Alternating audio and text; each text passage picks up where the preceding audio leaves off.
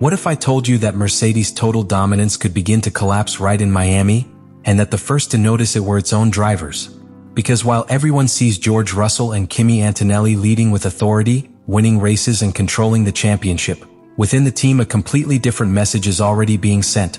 A message that does not speak of confidence, but of urgency, pressure and a real fear that everything will change in a matter of weeks. Antonelli, the youngest driver at the top, has been clear. The advantage is not definitive, and could disappear much sooner than expected. And Russell, far from calming the waters, reinforces that idea by suggesting that Miami is not just another race. It is a critical test that can define whether Mercedes will continue to dominate, or if a new war has just started in Formula One. Because while the improvements arrive, while everyone evolves, there is a question that begins to bother within the team itself. Are they really prepared to maintain dominance, or are they about to lose everything? Mercedes' start to the season has not only been dominant, it has been practically perfect. And that is precisely what makes this moment so deceptive, because when a team wins everything, when it executes without errors and when its drivers are in front without real opposition, the normal thing would be to talk about absolute control of the championship. But here something completely different is happening, because from within the team itself a warning narrative is already being built,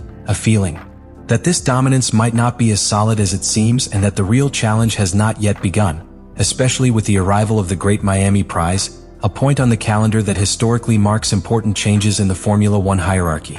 Mercedes has achieved something that very few expected at this point in the season, winning with authority in the first 3 races, showing a superior, consistent and extremely efficient car on different types of circuit, which reinforces the idea that they have found a very powerful technical base, but at the same time that superiority has generated an unexpected effect, because both George Russell and Kimi Antonelli have begun to build a discourse that completely breaks with the usual logic of a dominant team, moving away from triumphalism and getting much closer to a posture of constant alert. Almost as if they knew that the most difficult thing has not been getting here but staying there. Antonelli represents the most striking case not only for leading the championship at a historic age, but for the maturity with which he is interpreting the competitive moment, because far from being carried away by the current advantage, he has been the first to put an uncomfortable reality on the table, and that is that in modern Formula One a big difference can disappear in a matter of races, especially when direct rivals prepare important improvement packages, something that is already happening ahead of Miami, and that could completely redefine the competitive order that we have seen so far. This message is not minor because it implies that within the team they are already working under a different pressure, not the pressure of catching up with the leaders, but the pressure of not losing an advantage that may be temporary, which completely changes Mercedes' operational mentality, forcing them to accelerate their development, not make mistakes and correctly interpret each update they introduce, since any failure at this point could have immediate consequences on performance on the track, something that Antonelli has hinted at with unusual clarity for a driver in his situation. On the other hand, Russell brings a more structural perspective, more focused on what it means to manage a team at the top, because he understands perfectly that the biggest risk in this type of scenario is complacency, and that is why his message is not only towards the outside, but also within the team itself, remembering that the real test has not been Australia, China or Japan, but what is to come, especially on a weekend like Miami where all the teams arrive with improvements and where the differences can be drastically compressed if someone gets the right one. Development. What unites both drivers is a very clear, almost disturbing idea. Mercedes cannot afford a single false step at this point in the season, because the margin that seems enormous today could quickly disappear, and that makes Miami more than just a race. It transforms it into a critical point where not only the speed of the car will be tested, but the team's ability to maintain its advantage against a grid that has been evolving aggressively. This context raises the internal tension of the team to a completely different level, because it is no longer about defending a comfortable lead, but rather anticipating a possible change of scenario, and this is where Russell and Antonelli's message gains even more strength, because they are not reacting to a visible threat on the track, but to a threat that has not yet materialized, but that everyone knows is on the way, and that could begin to take shape precisely at the Miami Grand Prix. As the Miami Grand Prix approaches, the discourse within Mercedes begins to change much more evidently, because it is no longer just about maintaining the level shown in the first races, but rather about responding to a key moment in the championship where all the teams introduce important improvements, and it is here where the message from George Russell and Kimi Antonelli takes on a much more strategic tone,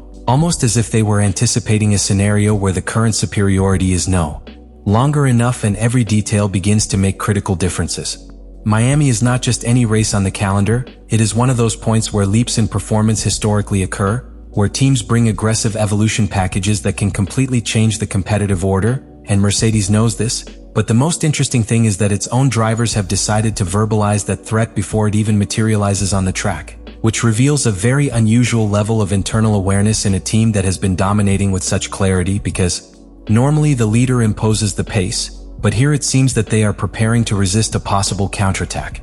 Antonelli in this context is once again key, because his message not only points to the rivals, but to the team's own approach, making it clear that the current advantage cannot be interpreted as a guarantee, but as an opportunity that must be defended with constant development. And that implies that the improvements that Mercedes introduces in Miami are not simply another evolution, but a direct response to the threat represented by Ferrari, McLaren, and other teams that have been working in silence in recent weeks, something that could significantly reduce that difference that today seems so comfortable. But here an even more interesting point appears, because while Antonelli focuses on the external evolution of the championship, Russell introduces a much more internal reading, much more related to pressure management within the team, because when you have the best car, any small setback feels like a bigger problem, and that can affect not only performance on the track but also strategic decision-making, especially on a weekend where everyone is evolving at the same time and where correctly interpreting the data will be more important than ever. This balance between external and internal pressure is what makes Miami such a delicate setting for Mercedes, because not only must they ensure that their improvements work as expected,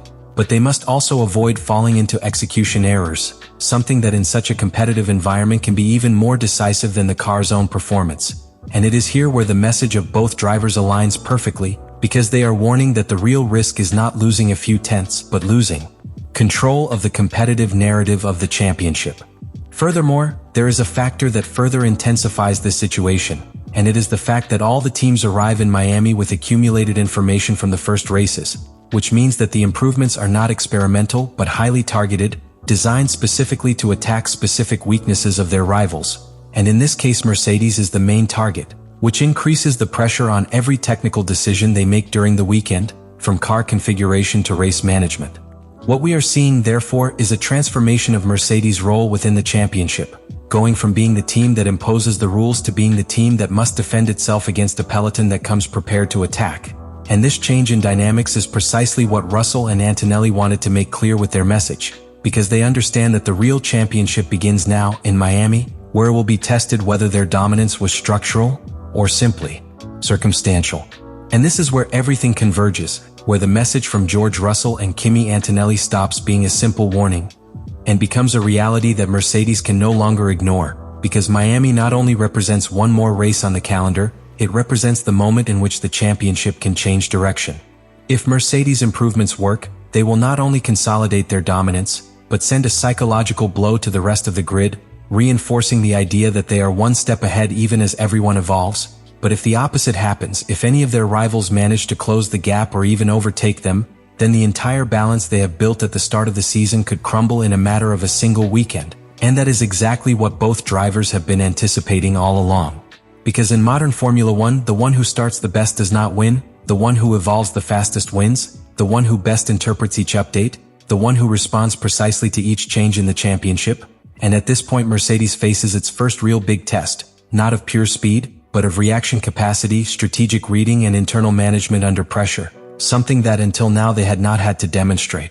Antonelli understands this perfectly. He knows that this is the moment where the dominant teams separate from the champion teams, because maintaining the advantage is much more difficult than building it, and his message has been clear from the beginning. It is not enough to lead, you have to anticipate, you have to evolve, and above all, you have to distrust your own success, because as soon as a team relaxes, it loses, and that mentality is what can make the difference in what is to come. For his part, Russell represents the other side of this situation, experience, the cold reading of the championship, the understanding that the real risk is not what has already happened, but what is to come, and that is why his focus has not been to celebrate dominance, but to prepare the team for a scenario where they are no longer the fastest, where they have to fight, adapt, and respond under real pressure. Something that will define not only this Grand Prix, but the entire course of the season. And so we come to the key point of this whole story, because Miami will not only test the car, it will test Mercedes as a structure, as a team, as the leader of the championship. And this is where the question we posed at the beginning makes more sense than ever. Are we seeing the beginning of a dominant era? or the beginning of the end of an advantage that was never as secure as it seemed? Let me know in the comments what you think about all this.